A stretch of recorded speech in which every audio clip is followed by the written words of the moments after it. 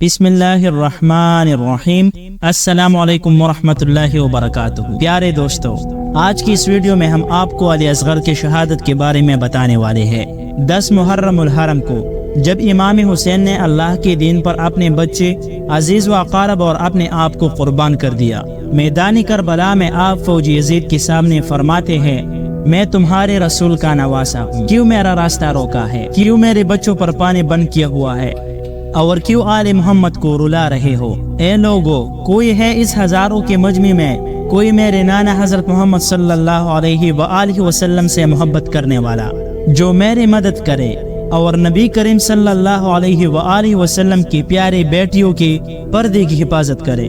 جب امام حسین نے جنگ میدان میں آ کر فوجی یزید کو لڑائی کے لیے للکارا تو عورتوں کے خیموں سے رونے کا آواز بلند ہوا، تو حسین خیموں کے قریب آ کر فرماتے ہیں، بیویوں سے کہو کہ رونے کی آواز کو بلند نہ کرے، میں ابھی زندہ ہوں۔ تو اتنے میں بی بی زینب رضی اللہ تعالی عنہا زاروں قطار رو کر فرمانے لگتے ہیں، اے میرے بھائی، جب آپ نے فرمایا ہے کہ کوئی ہے میرا مدد کرنے والا اور رسول اللہ صلی اللہ علیہ وآلہ وسلم کی بیٹیوں کے پردے کی حفاظت کرنے والا، علی اصغر نے یہ سن کر اپنے آپ کو جولے سے گرا دیا۔ امام حسین کی آنکھ مبارک نم ہوتے ہیں اور فرماتے ہیں، اے پیارے زینب، میرے علی اصغر کو میرے پاس لے آؤ۔ تو امام حسین علی اصغر کا ماتھا چومتے ہیں اور علی اصغر کو چادر میں اٹھا کر میدان کربلا میں لے جاتے ہیں۔ فوجی یزید سوچتے ہیں کہ شاید امام حسین قرآن مجید کو لے کر میدان میں آ رہے ہیں۔ امام حسین نے جب اپنی چادر علی اصغر کی جسم مبارک سے ہٹائی اور علی اصغر کو بلند کیا اور فرمانے لگا، اے لوگو، تمہارے نزدیک قصوروار میں ہوں، اس 6 ماہ کے بچے کا آخر کیا قصور ہے؟ 3 دن سے پانی نہ ملنے کی وجہ سے اس کی ماں کا دودھ خشک ہو گیا ہے، لہٰذا اسے کچھ بوند پانی پلایا جائے۔ تو فوجی یزید زور زور سے ہنسنے لگے اور کہنے لگا کہ اے حسین، پانی تم خود پینا چاہتے ہو اور نام اس بچے کا لیتے ہو، اگر تیرا بچہ واقعی میں پیاسا ہے تو اسے کہو کہ وہ خود پانی مانگے۔ تو امام حسین نے علی اصغر کو دیکھا اور آنکھوں میں بتایا، اے علی اصغر، آج اپنے نانا کی امت سے پانی مانگو۔ بس جیسا ہی امام حسین نے فرمایا تو علی اصغر کے لب ہلنے لگے اور تمام فوج کو دیکھ کر علی اصغر فرمانے لگا، اے ظالمو، 3 دن سے پیاسا ہوں، تمہارے رسول صلی اللہ علیہ وآلہ وسلم کا خون مبارک میری رگوں میں ہے۔ جیسا ہی علی اصغر نے پانی مانگا تو یزید کی فوج میں رخت طاری ہو گئی، کوئی منہ چھپا کر رونے لگا تو کوئی یہ منظر دیکھ نہ پایا۔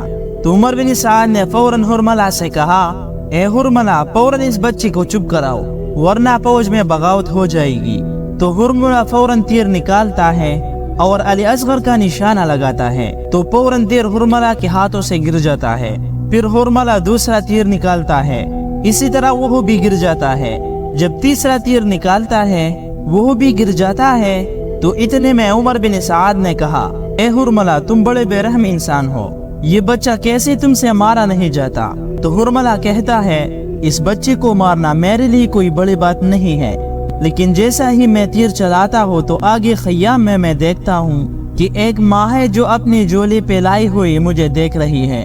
تو عمر بن سعد نے کہا کہ تم اسی کی طرف نہ دیکھو اور علی اصغر کو ایسا مارو کہ پوری فوج یزید کے نام سے کام جائے۔ تو پھر حرملہ نے جیسا ہی کمان سے 3 سر والا تیر نکالا تو اس نے علی اصغر کا نشانہ لگا کر جیسا ہی تیر چلایا تو تیر بڑا تھا اور علی اصغر کا سینہ چھوٹا تھا۔ اس تیر کی ایک سر علی اصغر کے کان میں لگی، ایک سر علی اصغر کے بازو میں اور ایک سر علی اصغر کے سینے پر لگا۔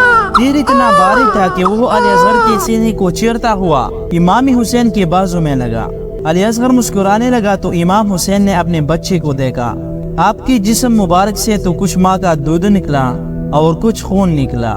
امام حسین نے چاہا کہ یہ خون آسمان کی طرف پھینکے تو آسمان روتے ہوئے کہنے لگا، اے حسین، اس خون کو میری طرف نہ پھینکو ورنہ پانی کی ایک بوند بھی قیامت تک نہیں برسا پاؤں گا۔ تو پھر امام حسین نے سوچا کہ اس خون کو زمین پر ڈال دوں، تو زمین تڑپ کر کہنے لگی، اے حسین، اگر تم نے اس ناحق خون کا ایک قطرہ بھی مجھ پر گرایا تو میں قیامت تک اناج نہیں اگاؤں گی۔ تو امام حسین نے علی اصغر کے خون مبارک کو اپنی داڑھی سے ملا اور ورملہ سے مخاطب ہو کر فرمانے لگا، اے اللہ، تم گواہ رہنا तेरे दीन के लिए मैंने अपने छोटे अली असगर को भी कुर्बान किया। तो इमाम हुसैन अली असगर को लेकर खेमों की तरफ जाते हैं। तो जैसे ही बीबी रुबाब के सामने अली असगर आए तो बीबी रुबाब का रंग पीला पड़ गया और फरमाने लगी, ए मेरी आका, क्या मेरे बच्चे की कातिल की खुद औलाद नहीं है? तो इमाम हुसैन ने बीबी रुबाब को संभाला और कहने लगा कि अनकरीब सब के लाशों के साथ भी हुर्मती की जाएगी। आप आओ और अली असगर के कब्र मुबारक बना लेते हैं। इमाम हुसैन खेमों से पीछे जुल्फकार की मदद से अली असगर के लिए कब्र खोदता है। इसी तरह बीबी रुबाब और इमाम हुसैन अली असगर की तदफीन करते हैं। नाज़रीन, अली असगर की शहादत के बाद खयाम जले, शुहदाओं के सर कटे, तमाम बीवियों को कैद करके शाम की तरफ लेकर जा ही रहे थे कि इतने में किसी ने कहा कि एक सर कम है। तो कोई पूछता है कि किसका सर? तो उससे कोई पूछता है कि एक बच्चे का सर कम है जिसको हुसैन पानी पिलाने के लिए मैदान में ले आए थे और हमने उसे तीर मारकर शहीद कर दिया था। शीमर कहते हैं कि हाँ ढूंढो, यही कहीं हुसैन ने उसका तदफीन किया होगा। बस तमाम घोड़े सवार अपने हाथों में नेज़े लेकर करबला के मैदान को कुदरने लगे ताकि कहीं से भी अली असगर को ढूंढा जा सके। बस एक नेज़ा जमीन पर लगा था। जैसा ही वो नेज़ा बाहर आया, अली असगर का सर मुबारक भी उस नेज़े के साथ आ गया। ये मंजर देखकर फौजी यजीद जोर जोर से हंसने लगे और कहने लगे, उसका भी सर काटो और जिस्म यही फेंक दो। इसी तरह अली असगर के सर मुबारक को काटा गया और जिस्म को जमीनी करबला पर फेंक दिया गया। और जैसा ही अली असगर के जिस्म मुबारक को दूर से ही बीबी रुबाब ने देखा तो अल्लाह के रसूल से मुखातिब होकर फरमाने लगी, या रसूलल्लाह सल्लल्लाहु अलैहि वसल्लम, आपकी उम्मत ने हम पर क्या क्या जुल्म नहीं ढाए, लेकिन इस्लाम की बका के लिए जैसा भी जुल्म हम पर हो हमें मंजूर है। लेकिन जब तक ये बीबी रुबाब जिंदा रहेगी तब तक न ठंडा पानी पिएगी और न साए में बैठेगी। सलाम हो इमाम हुसैन पर, सलाम हो अहले बैत पर।